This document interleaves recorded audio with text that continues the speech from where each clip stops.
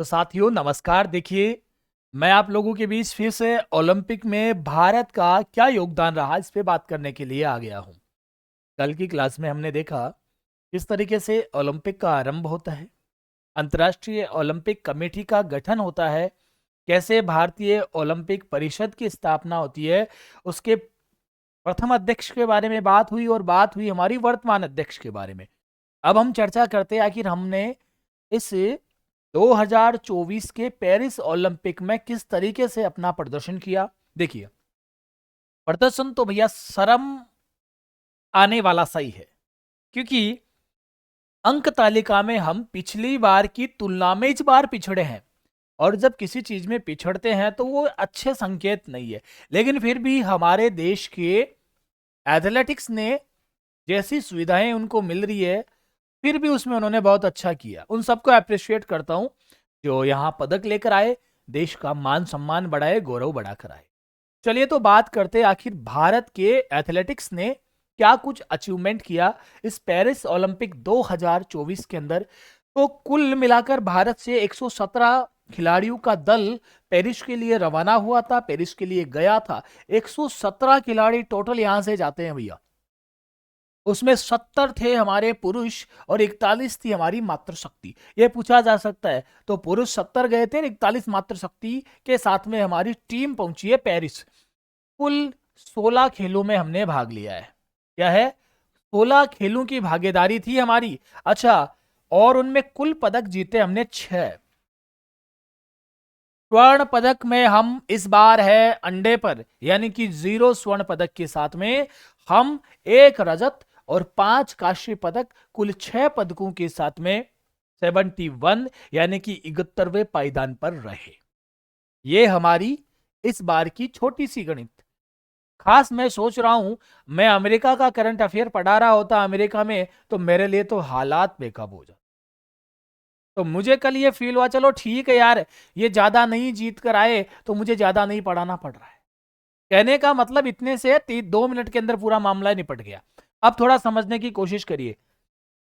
हम इस बार 71वें स्थान पे है, लेकिन जब ओलंपिक हुआ था 2020 का टोक्यो के अंदर, वह हम 48 यानी कि 48वें स्थान पे थे।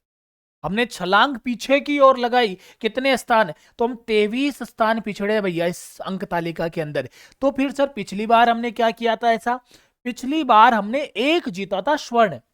आपको पता है कौन जीत के लाया था? वही आपका नीरज चोपड़ा, जो इस बार रजत जीत कर लाए हैं। पिछली बार उन्होंने देश का गौरव बढ़ाते हुए स्वर्ण जीता था। ठीक है, 2 रजत पदक जीते थे और 4 कांस्य, यानी कि कुल 7 पदकों के साथ में हम 48 वे जो पोजीशन पे स्टे कर रहे थे पिछली बार। तो इस बार हम थोड़ा सा पिछड़ गए। लेकिन आगे बढ़े, बात करें ये 6 होनहार बंदे कौन है, ये भारत के 6 एथलेटिक कौन है जिन्होंने देश का नाम रोशन किया है, जिन पे हम सबको गर्व है। आओ भाई एक एक करके इनके बारे में चर्चा करते हैं। भारत में पदक विजेता एथलेटिक अगर मैं बात करूं तो सबसे पहले नाम आता है मनु भाकर। मनु भाकर ने सबसे पहले हमें उम्मीद जताई कि लो भैया पहला मेडल हम जीत चुके हैं। तो भारत में ओलंपिक 2024 पेरिस का है, उसमें भारत का खाता खुलवाने का काम किया मनु भाकर ने। मनु भाकर में खाता खुलवाने का काम किसमें? तो 10 मीटर की एयर पिस्टल, ये शूटिंग खेल से संबंधित है। और इनका जन्म झज्जर हरियाणा के अंदर हुआ भैया, झज्जर हरियाणा की। और पहली महिला निशानेबाज है जिसने दो पदक एक ओलंपिक के अंदर जीते, और 2 कांस्य पदक जीतने वाली भी पहली महिला निशानेबाज है भारत की। तो थोड़ा समझिएगा, तो पेरिस ओलंपिक में 2 कांस्य पदक जीते। जो ये वाला पदक जीता था, इसमें अंक थे इनके 221.7 अंकों के साथ में कांस्य पदक पर कब्जा किया। अगला, इन्होंने संयुक्त जो जॉइंट होता ना, मिश्रित खेल, उसमें भी 10 मीटर में ही क्या किया? कांस्य पदक पर कब्जा जमाया। तो अब हम देखते हैं इसके आगे बढ़कर सबरजीत मिश्रित टीम शूटिंग स्पर्धा में 10 मीटर एयर पिस्टल में मनु भाकर के साथ मिलकर, और ये अंबाला हरियाणा के रहने वाले आदमी है। अब मुझे ऐसा लगता है अगर ये हरियाणा ना हो तो हमारे मेडल का क्या हो, ये हरियाणा ना हो तो खेल का क्या हो। भैया खेल का दूसरा नाम ही हरियाणा बन गया है। आखिर क्या चीज है ऐसी कि हरियाणा की माटी में ऐसा क्या है कि वहां से खिलाड़ी पनपते हैं। वहां का जो एनवायरमेंट है, जो वहां की स्थितियां है, वो एक तो देखो दूध दही में खाना और बड़े मस्ती से रहना, ये वाला मामला है।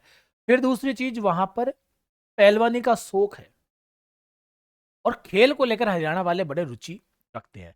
तो मुद्दे की बात आ गई अंबाला हरियाणा के मामला। थर्ड देखते हैं हम तो स्वप्निल जो कुसाले साहब है, ये कोल्हापुर महाराष्ट्र के रहने वाले हैं और 50 मीटर राइफल थ्रो जो पोजीशन है उसमें भी इन्होंने कांस्य पदक जीत लिया है। स्कोर क्या था इनका 451.4।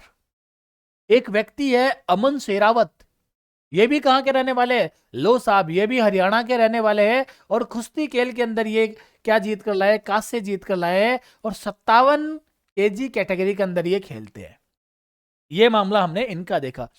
अब हमारे जो हीरो जिसने हमें रजत दिलाया, हाँ पिछली बार की तुलना में ये पिछड़ गए, लेकिन फिर भी पिछली बार 87 पॉइंट कुछ पैक के इन्होंने क्या जीत लिया था, स्वर्ण।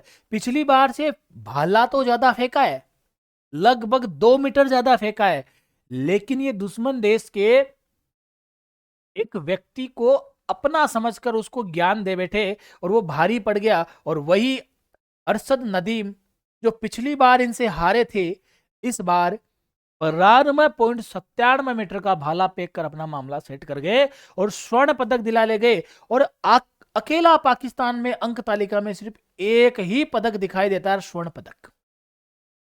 कौन सा पदक है, स्वर्ण पदक। और किसने दिलाया, अरशद नदीम ने। और इनको एडवाइस कौन साहब दे रहे थे, नीरज चोपड़ा जी। चलो फिर भी हमारे देश का इन्होंने नाम रोशन किया, रजत लेकर आए हैं, बहुत खुशी की बात है। अब मैं बात करूं भारतीय हॉकी टीम ने भी क्या किया बेटा जी, कांस्य पदक जीता है स्पेन को हराकर और यहाँ के कप्तान हरमनप्रीत सिंह थे।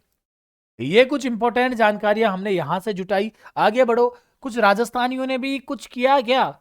राजस्थान से 2 खिलाड़ी गए थे, महेश्वरी चौहान और अनंतजीत सिंह नरूका। तो अनंत सिंह नरूका और महेश्वरी चौहान ने ये निशानेबाजी में थे और टीम की जो मिश्रित स्पर्धा थी उसमें चौथे स्थान पे रहे।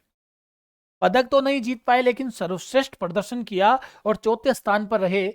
ये अनंत सिंह नरूका जयपुर के और महेश्वरी जो चौहान है वो जालोर की रहने वाली है। यहां से आपके लिए इंपॉर्टेंट सवाल बन सकते हैं। ये हमने अभी तक जो ओलंपिक में भारत की स्थिति और ओलंपिक से बनने वाले सारे सवालों को कवर करने के प्रयास किया है। अब मैं आपके बीच लेकर आऊंगा पैरा ओलंपिक, जहां से भी ज्यादा सवाल पूछे जाने की संभावना रहती है। ठीक है साथियों, फिर मिलते हैं अगली क्लास में। Thank you so much. जय हिंद, जय भारत।